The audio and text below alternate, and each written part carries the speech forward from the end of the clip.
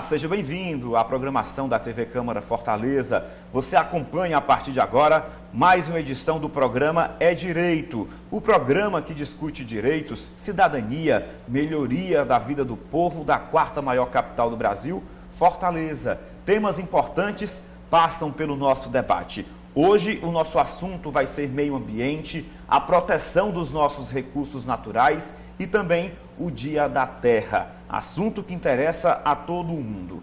E para participar desse bate-papo, eu recebo aqui o advogado Gabriel Noronha. Gabriel, seja bem-vindo. Fala um pouquinho aí sobre a sua trajetória. Olá a todos. Miguel, muito obrigado pelo convite. Uma enorme satisfação estar aqui no programa. Faço parte do escritório Nelson Williams Advogados, um escritório full service que tem uma ampla atuação e representação em todo o território nacional. E é uma enorme alegria estar presente no programa para falar sobre meio ambiente, em especial porque dia 22, comemoramos o Dia da Terra, e falar de meio ambiente, conscientizar as pessoas sobre a preservação do meio ambiente é algo de extrema importância, né? E aqui, na pessoa como operador do direito, na ênfase em direito ambiental, não há algo mais, não há uma... Algo mais necessário atualmente do que esse assunto. Do que esse assunto, principalmente pelas alterações climáticas, né, que nós estamos enfrentando. E também vale mencionar que o direito ambiental é uma área do direito muito nova. E falar de direito ambiental também é algo muito complexo, digamos assim, porque não envolve somente o Brasil, Ceará, Fortaleza, envolve também todos os outros países, né? E com isso, né, todo o globo, né? E é isso, eu estou muito feliz em fazer parte para conscientizar, né, e com esse bate-papo, né, esclarecer algumas dúvidas, né, para a população a respeito do direito ambiental. Agora vamos começar, Gabriel, falando sobre essa questão, explicar para quem está em casa nos acompanhando a relação, né, da legislação com a proteção da natureza. Tudo se encaixa. Isso. Vale mencionar que quando se fala em direito ambiental, fazendo aqui uma retrospectiva, né? Voltando até para os primórdios da raça humana, digamos assim. A partir do momento em que o ser humano ele passou a se consolidar como povoados, né? Passou de ser nômade para se consolidar em moradias, né? Ele passou a domesticar plantas, por exemplo, e isso daí já começou digamos, um início do que chamamos de alterações, né, com o meio ambiente. Apesar de ser em pequena escala, mas ali nós já vemos ali um primeiro passo. E desde então foi tendo essas interferências no meio ambiente, trazendo para o cenário atual. A partir do momento que passamos a intervir no meio ambiente, isso já gera um impacto. Menor ou maior é um impacto. E quando se fala nessa questão de impactos ao meio ambiente, diferente, fazendo até uma analogia, por exemplo, se de repente eu bato no seu carro, por exemplo, vai ter uma questão de, vamos entrar num acordo aqui, vou conseguir restituir o seu bem, através de um conserto ou comprando um novo bem, né? Ocasionei aquele dano, mas eu vou conseguir reparar e trazer ao status anterior. No direito ambiental, no meio ambiente, já não é dessa forma, pois qualquer impacto, menor que seja, já gera uma modificação no meio ambiente que ali se torna difícil voltar ao status anterior. Ou seja, às vezes irreparável. Isso, totalmente. E até quando passa a estudar o direito ambiental, tem muito essa questão dos princípios, né? O princípio da precaução, o princípio da prevenção, que é justamente para tentar remediar esses impactos que ocorrem no meio ambiente. Agora, em relação à questão da contribuição das casas legislativas, né? Sim. Na nossa esfera, no caso, Câmara Municipal de Fortaleza, a contribuição dos parlamentares eleitos pelo povo para a garantia da proteção dos nossos recursos naturais. como deve ser também a participação do povo na garantia da proteção das nossas matas, das nossas lagoas, das nossas áreas de proteção ambiental. Temos aqui o Parque Municipal das Dunas da Sabiaguaba e temos legislações para a proteção desses espaços. Isso. Antes de falar disso, primeiro temos que mencionar que na própria Constituição Federal tem um dispositivo que, assim, a Constituição Federal, ela, quando foi promulgada, ela veio com algumas inovações, dentre elas até a respeito do que chamamos de citar o cuidado ao meio ambiente. Como havia falado, né, o direito ambiental é uma ciência, uma área do direito muito nova. E com o advento da Constituição Federal, ela tem um artigo 245, por exemplo, que ele especifica justamente o direito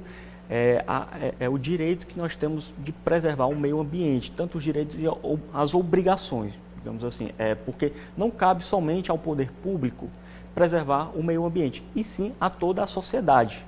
E com isso, por que preservar o meio ambiente? Para as presentes gerações, né? A presente geração, digamos assim, e também para as futuras. Então, a preocupação da Constituição, ela jogou, digamos, esse dever, né, de preservar o meio ambiente para o poder público e também para a população. E não focando somente no agora, e sim no futuro, para as pessoas que ainda irão existir. Então, trazendo para a sua pergunta, muito pertinente, o papel tanto do poder público, né, e como também da sociedade, eles têm que andar em conjuntos. Então, não cabe somente aos governantes, né, preservar o meio ambiente, também a população. E isso tem que ser tomado, né, claro, na medida, nas suas devidas proporções. Digamos assim, a pessoa que foi eleita pelo povo para representar o povo, né, no legislativo, por exemplo, ele terá um cuidado a mais, né, um dever a mais de preservar o meio ambiente, trazendo projetos de leis, né, estando ali fiscalizando. Já a população, como eu ou você, né, temos aí um dever de reciclar o lixo, por exemplo, ter uma coleta seletiva, preservar, diminuir a quantidade de água, assim, claro, nos dias de hoje, quando se fala de meio ambiente, quando se fala, nós temos que mencionar que quando se fala de meio ambiente, nós temos também essa questão de desenvolvimento sustentável. Por exemplo, no caso em que, quando se fala de poder público, por exemplo, ele tem uma missão em trazer o desenvolvimento sustentável, né, para toda a população. E quando se fala em desenvolvimento sustentável, nós temos digamos, fazendo uma analogia com uma balança, né? Tem os dois, cada um dos pesos, por exemplo, nós temos aqui o meio ambiente e do outro lado nós temos o desenvolvimento. Então, temos que ter o poder público, por exemplo, ele tem que ter essa preocupação de trazer o desenvolvimento para a sociedade e, ao mesmo tempo, tentando lesionar o meio ambiente da menor forma possível. Então, concluindo o raciocínio, quando se fala do papel de cada um, né, todos nós, tanto o poder público, os representantes do poder público e o próprio povo, temos que focar na defesa do meio ambiente, né, na preservação do meio ambiente. Assunto importante esse, o desenvolvimento, Gabriel, que você tocou.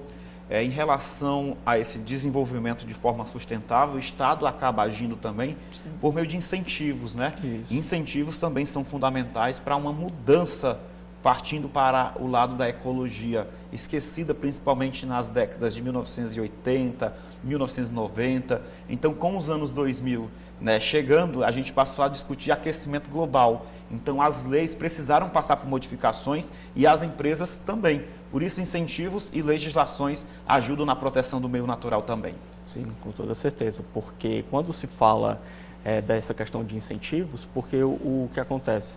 Como eu havia falado, né, o poder público ele tem um desafio de trazer o desenvolvimento, esse desenvolvimento sustentável, né, e da mesma forma acompanhar o desenvolvimento das áreas vizinhas e preservando o meio ambiente, porque nós temos que ter em mente que todos os recursos naturais eles não são infinitos.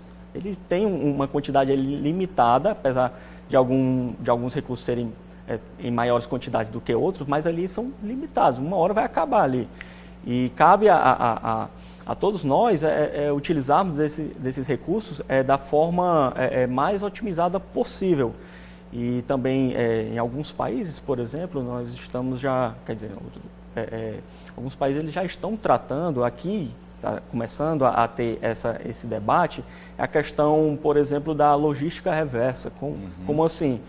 Nós temos que ter em mente, por exemplo, as lâmpadas aqui do estúdio ou os televisores, por exemplo, as pessoas, o que vem em mente não tem uma determinada matéria-prima para produzir um determinado bem, mas às vezes isso é tão amplo de uma forma que, por exemplo, você passa a imaginar a quantidade de água que foi utilizada para produzir um determinado bem, uma lâmpada, por exemplo. Não é só aquela matéria-prima para a lâmpada, mas sim quantidade de água, a logística para que aquela lâmpada chegue à sua residência ou no comércio. E a partir daí, trata-se também da questão da logística reversa, que é a utilização desse material na posterioridade, porque uma hora essa lâmpada vai queimar, por exemplo. E o que nós vamos utilizar, como iremos utilizar essa matéria, né, oriunda da lâmpada que queimou. Então, assim, é uma pauta também muito interessante que está ganhando novas discussões, né, que de extrema importância. E trazendo também uma observação, por exemplo, essa questão de legislação ambiental. Na minha opinião pessoal e também como um advogado na área, a legislação brasileira em termos ambientais, eu acredito que ela seja espetacular. Nós temos diversos dispositivos, podemos citar principalmente a Constituição, né? Temos dispositivos na própria Constituição que é para preservação do meio ambiente, né? Trazendo essa responsabilidade para todos nós. Nós temos o Código Florestal, por exemplo, nós temos também a Lei de Crimes Ambientais. Então, a respeito de legislação aqui no país, no município, ela é muito presente. E é interessante também quando se fala de direito, né, direito ambiental, porque o direito ele é uma ciência que ela vai se ramificando. Temos o direito, aí tem o direito constitucional, ambiental, temos penal, tributário e assim por diante. E tem essa ligação com outras áreas, o direito ambiental. Nós temos o direito, o casamento do direito penal com o ambiental, com a lei de crimes ambientais, por exemplo. Então quer dizer que em uma ação, vamos supor, porventura, uma ação, além do direito ambiental, pode se aplicar a uma outra área do direito também? Isso, com toda certeza. O direito penal, por exemplo, na lei de crimes ambientais, até no direito tributário, por exemplo, tem uma ramificação. Por exemplo, no estado do Ceará, tem a questão do ICMS ecológico, que é isso. Tem o ICMS, né, um imposto cobrado aí de circulação, né, de mercadorias em geral, e o valor que é arrecadado do ICMS, por exemplo, ele vai para os cofres públicos estaduais. Porém, tem um dispositivo na Constituição que prevê o repasse, por exemplo, do ICMS dos estados aos municípios, certo? Tem uma porcentagem que é destinada aos municípios. E aonde é que vem o direito ambiental? Dessa porcentagem que é destinada aos municípios, tem um dispositivo que prevê que quando esses municípios eles estão focados em políticas socioambientais, então ele vai receber um repasse maior, que é justamente para incentivar o desenvolvimento socioambiental de determinado município. Então serve como uma premiação por estar preservando a natureza. Então, assim, quando se fala de direito, é muito apaixonante porque tem toda essa ligação com diversas áreas. Você começa ali falando de direito ambiental, quando menos espera estamos falando aqui de penal, tributário, constitucional e etc. Perfeito. Agora você falou aí do Código Florestal, que recentemente foi modificado. Ele garante, proteção principalmente da floresta amazônica, né? Mata Atlântica. O Brasil é rico continentalmente em natureza. Então, esse dispositivo ele contempla a proteção para as gerações futuras? Bem, quando se fala dessa questão da biodiversidade, né, brasileira, o que é interessante porque o Brasil é um país de extensão continental, né? Comparando assim, por exemplo, com alguns países da Europa, Tem até uns recortes na internet, né, que as pessoas pegam vários países da Europa e encaixam no Brasil só para ter uma noção da tamanho, dimensão, né, que é o Brasil. E a extensão territorial da floresta amazônica é enorme. E quando trazendo aqui para a questão do Código Florestal, sim, em regra, via de regra, os dispositivos do Código Florestal, ele preserva a floresta amazônica. O que vale porque no direito, assim, depende, né? Tudo a gente costuma falar no direito do ponto de vista, porque tem a pergunta, muitas vezes chegam no escritório, né? Ou até mesmo numa simples conversa, o pessoal pergunta, Gabriel, eu tenho uma dúvida, aí a primeira coisa que a gente tem que falar depende, porque nós temos que analisar toda a questão do caso concreto para dar uma opinião, a gente não pode se balizar assim de uma forma genérica, porque às vezes alguns casos têm umas nuances diferentes. Trazendo para a questão do Código Florestal, né, e a preservação do meio ambiente. Como havia falado, né, existem vários dispositivos, a lei, né, de crimes ambientais tem até um dispositivo interessante que ele prevê até a criminalização da pessoa jurídica, por exemplo, porque quando se fala de Código Penal, né, processar a pessoa física, né, tem os diversos crimes, trazendo para o Código Florestal, além de processar as pessoas, né, pessoa física, tem também essa possibilidade de trazer algumas penalidades, né, para a pessoa jurídica. E no caso, quando se fala de preservação utilizando o Código Florestal, nós temos que ter em mente também a utilização dos mecanismos de fiscalização para agir em determinada área. E isso é interessante porque como o Brasil é um país muito grande, então assim, nós temos que ter uma quantidade de recursos destinados a essa fiscalização altíssimas. Em algumas áreas funciona, em outras não. Digamos que não é 100%, né, essa preservação, mas ele está caminhando para que seja. Então, assim, é um grande impasse que vamos falar que o Brasil em geral, né, possui justamente a aplicação da legislação no caso concreto. Porque nós temos diversos dispositivos, é exemplar, inclusive, o Brasil está bem à frente de vários países em termos de legislação ambiental. O que está faltando, ao meu ver, no país é justamente essa questão da utilização da fiscalização, né, de uma forma mais efetiva para que consiga preservar a natureza. Agora, Gabriel, fala-se muito na questão de, principalmente com o avanço do aquecimento global, de créditos verdes, né?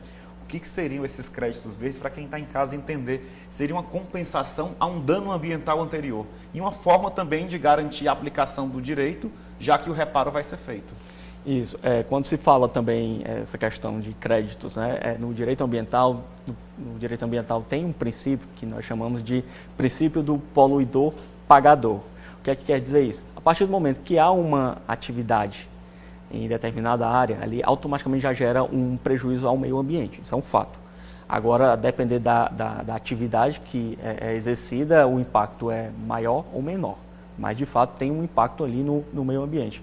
E esse princípio ele vem para justamente trazer essa questão de que se você está poluindo, você tem que ressarcir aquele dano.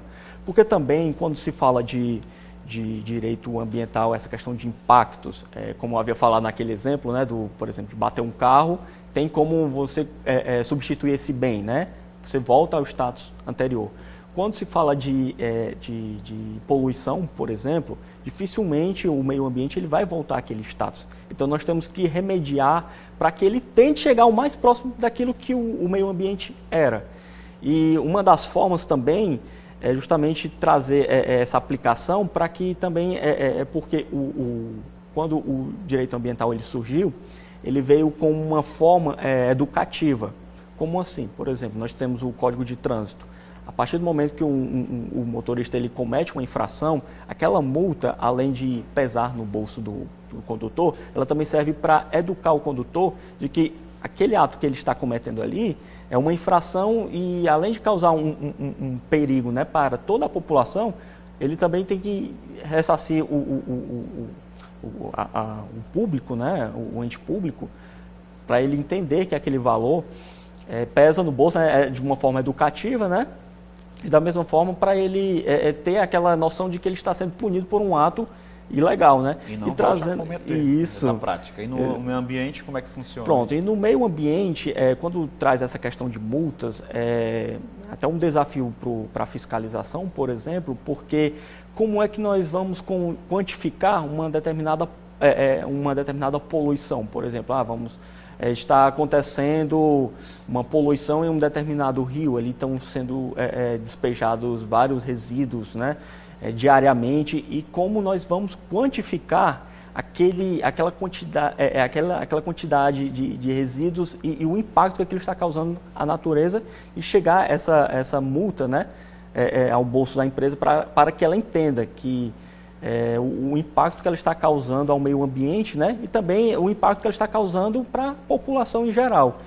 E respondendo à sua pergunta de uma forma mais precisa a respeito do crédito verde, o ente público ele está trazendo algumas políticas para incentivar as empresas a adotarem essa questão de uma postura verde, né, digamos assim. De compensação. De compensação, né, porque hoje em dia, até com o advento das redes sociais, as pessoas elas estão mais conscientes dos seus direitos, né? Dos seus direitos e deveres. E da mesma forma, as pessoas elas estão tendo mais consciência da importância do meio ambiente e da importância de preservação do meio ambiente.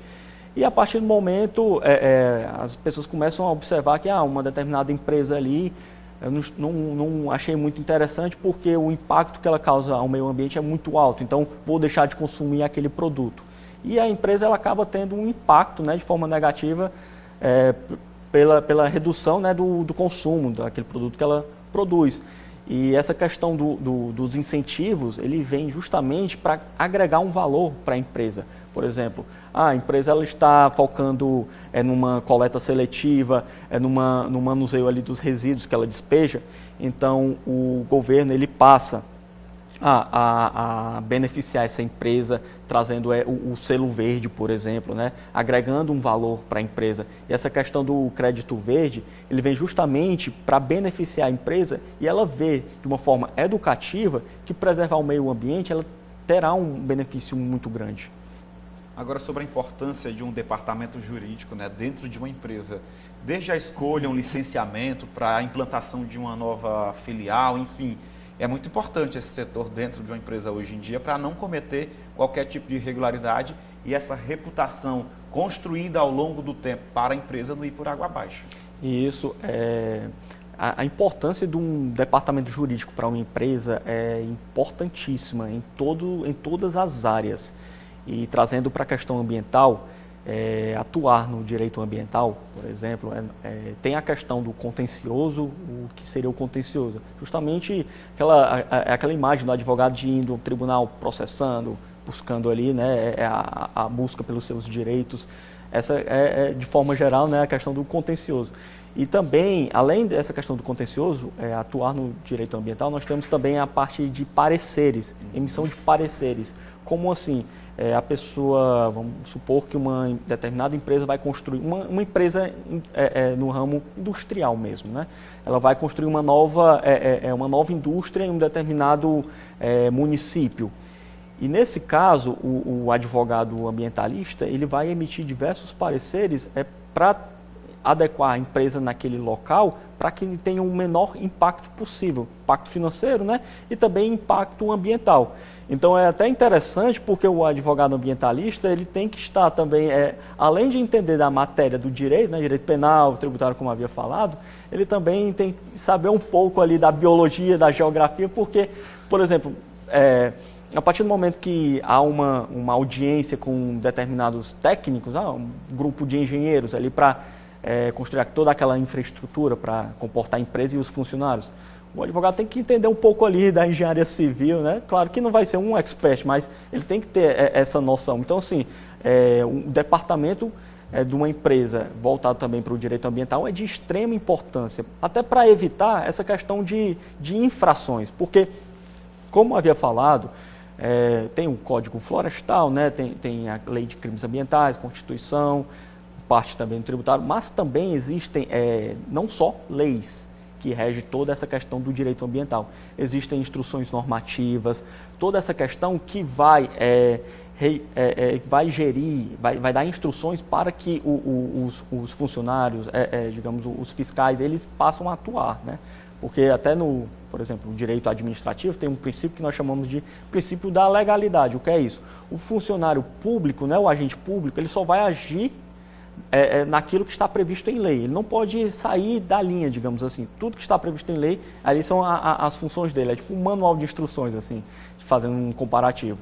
E trazendo aqui para o direito ambiental, quando se fala de instruções normativas, nós temos uma quantidade imensurável. Para se ter uma ideia, por exemplo, a União emite uma instrução normativa, aí no caso, quando chega no Estado, temos uma, e no município. Isso. Aí, de repente... É possível ter um choque entre essas três? Exatamente. Aí ocorre um choque. Aí, por exemplo, vamos supor que, de via de regra, vamos seguir a da União, por exemplo. Só que aí o fiscal que vai lavrar ou lavrou um auto de infração, ele não, mas é porque existe uma instrução normativa que no município segue dessa forma. E aí, qual seguir de fato, né? Então, assim, essa é uma da importância do advogado ambientalista para trazer essa solução, né? Esse suporte para o empresário. Porque o sistema normativo, né, todo o direito brasileiro, ele é muito complexo, ele é muito extenso. Porque também nós estamos falando de um país, né, de dimensões continentais. Então, para gerir essa quantidade de unidades federativas, né, então vai surgindo a cada dia novas normas. E desafios também. Agora, Gabriel, para quem está em casa entender melhor, às vezes, mas eu não faço parte desse time que acaba contribuindo, jogando contra o meio ambiente. Mas nós temos leis simples que são aplicadas no dia a dia, as pessoas nem percebem.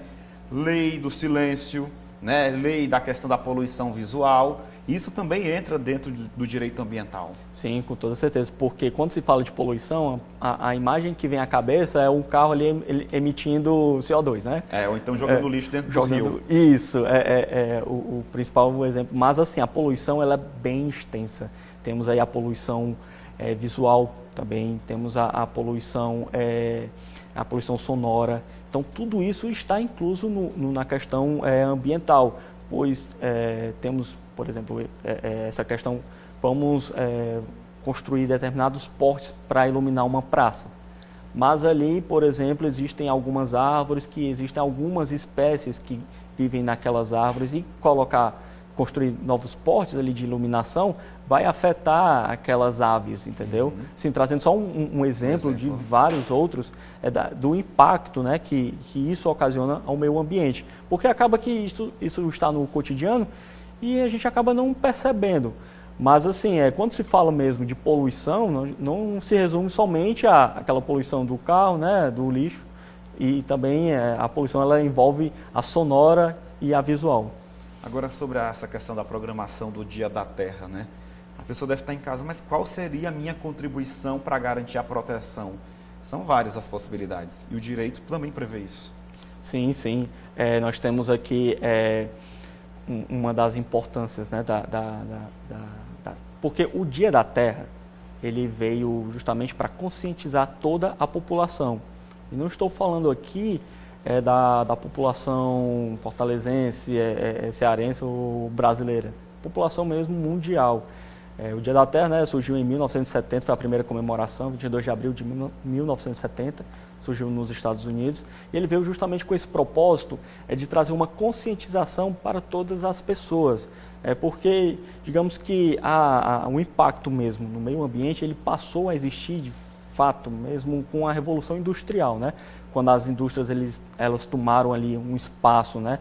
Passaram a ter toda aquela mudança da forma de produção, né? De uma manufatura ali, uma coisa, digamos, artesanal, né? Para algo de produção em escala. Então, o impacto que isso passou a causar ao meio ambiente foi imensurável. E depois da criação do motor a combustão, né? E com a emissão de CO2, então essas questões começaram a chamar a atenção dos ambientalistas, né? Dos estudiosos do assunto. E, por exemplo, quando se fala de mudanças climáticas, por exemplo, a natureza ela é cíclica, né? E assim existe o ciclo o ciclo das mudanças climáticas, por exemplo, a era do gelo, né? A Terra, por exemplo, passou por diversas, né, eras do gelo. Acontece que, com a atividade humana, ela está acelerando essas mudanças cíclicas, entendeu? Então, vale até mencionar que, por exemplo, por exemplo, vou aqui todo dia ali de carro para o trabalho, tem uma emissão de CO2, tudo bem, mas qual é o impacto do Gabriel, por exemplo, ao meio ambiente? Parece pouco, mas trazendo de uma forma geral. População, dando uma estimativa aqui, né? O último censo foi de 8 bilhões, né? A população da Terra. Então, imagine 8 bilhões de pessoas fazendo a mesma atividade num dia. As 8 bilhões de pessoas no mesmo momento ligando o carro, emitindo CO2 na atmosfera. Em vários pontos da Terra, né? 8 bilhões de pessoas com B de bola, para ninguém confundir.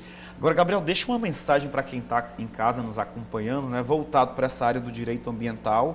É uma legislação moderna e recente, mas que não deixa a desejar a nenhuma outra do mundo. Isso. A mensagem que eu quero deixar para todos que estão assistindo o programa é uma analogia, por exemplo. Vamos pegar a minha casa, sua casa ou a casa de qualquer um que está assistindo. E se em um determinado momento, cansei da minha casa, né? Tem uma possibilidade de se mudar da casa. Surge um problema, uma infiltração ali, ou um problema estrutural, não dá mais para morar na casa. A gente dá um jeito ali, dá para se mudar. Quando a gente fala de planeta Terra, que é a nossa casa, se der problema, nós vamos para onde? Não tem para onde ir. Perfeita observação. A gente vai ficando por aqui, Gabriel, agradecendo desde já a sua participação, ao escritório também, pela participação aqui no programa Direito, da TV Câmara Fortaleza, e volte sempre.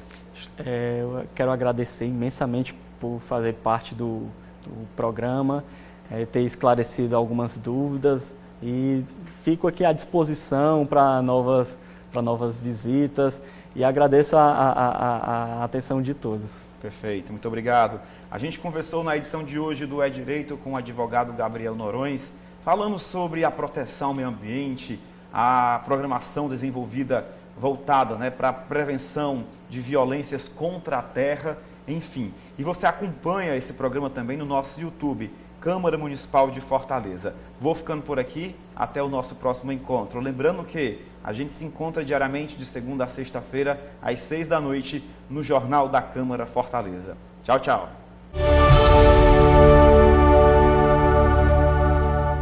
TV Câmara Fortaleza. A fortaleza da nossa cidade é você.